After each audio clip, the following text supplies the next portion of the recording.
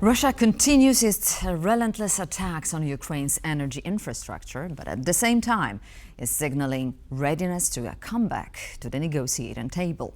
Acting almost as an active mediator, the Hungarian Prime Minister Viktor Orbán not only secured a one-year exemption on the ban of Russian gas purchases for Hungary, but also left Washington with a perspective of a second attempt to a Trump-Putin meeting in Budapest again. To discuss the latest events, I'm joined by Jon Sweet, retired military intelligence officer and co-founder of Intrep 360. Good evening, sir, and thank you for being with us here on TVP World. Hi, good evening, Anna. Thanks for having me back on the show. Always a pleasure. So let us begin with the latest. Russian missiles and drones attacks on Ukraine's energy infrastructure have a devastating effect, obviously, on millions of Ukrainians. However, Kiev responded with a drone counterattack overnight, leaving some 20,000 Russians without power. Do you believe that we are going to see more of such retaliatory blows deep in Russia, and what impact can they have? Sure. Clearly, from a Ukrainian perspective, we're going to see more deep strikes against oil refineries and production facilities for drones. We're definitely going to see that, but we're also going to see what we saw last night with Russia. They're going to continue their assaults with drones and then also with missiles against infrastructure, energy infrastructure in Ukraine, but also civilian targets.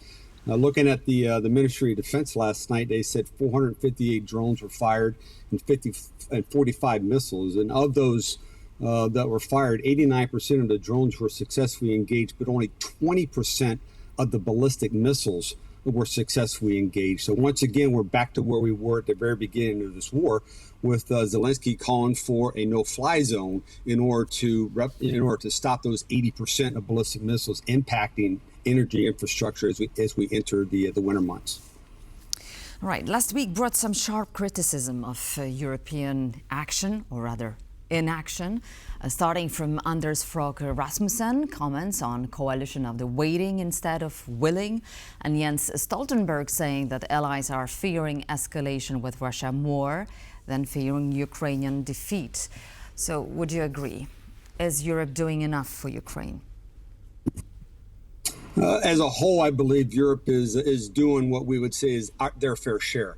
They are providing munitions, they are providing aircraft, they are providing, Germany in particular, air defense assets. But right now, it's just not enough. They need to continue to provide it.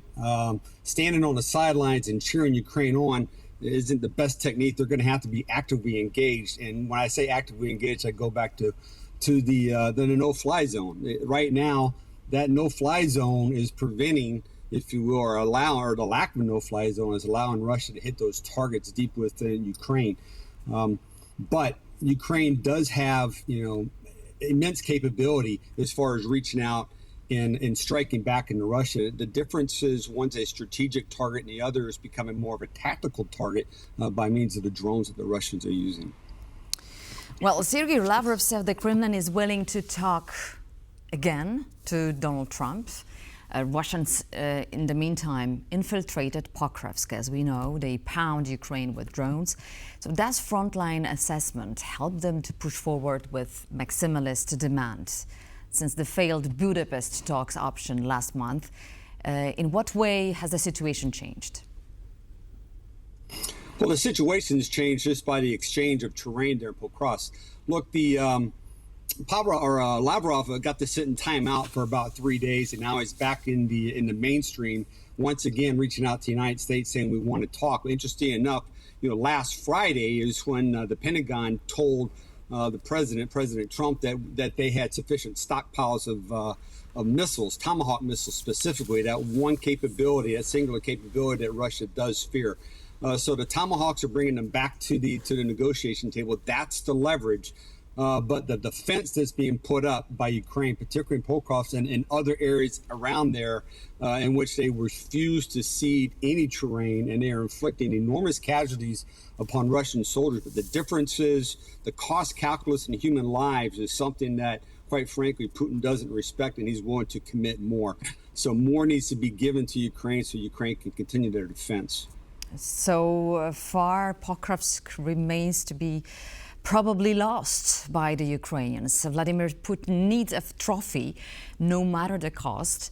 So what impact could this victory for the Russians have from the psychological perception of the war by the Russians and by the Ukrainians?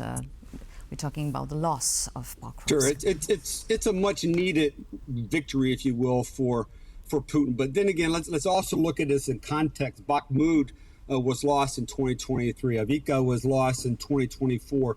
So Pokrovsk is just, in a sense, the next town, the next village.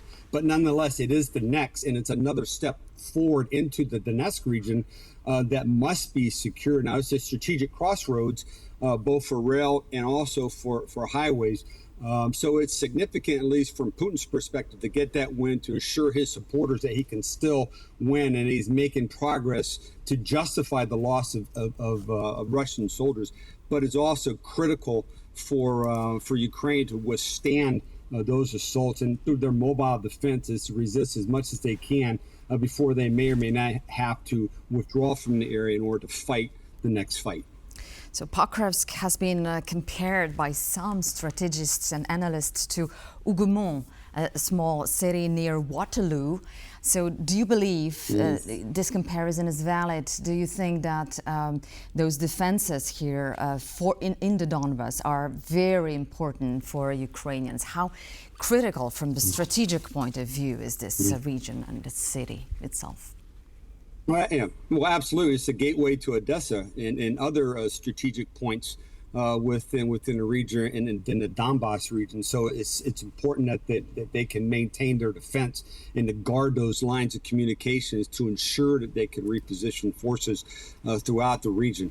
We know right now that Russia's putting a lot of stake into this. There's upwards to 110,000 Russian soldiers that are in the area that are being fought significantly by Ukraine, mostly from drones and close fighting within the cities. And we've seen that Ukrainian special forces are in the cities trying to uproot those forces that have infiltrated in. But it's close fighting, it's urban fighting, and it's bloody and it's significant. But Ukraine is going to stand their ground. And again, they need assistance for ammunition in other areas, but it is significant that they hold their ground.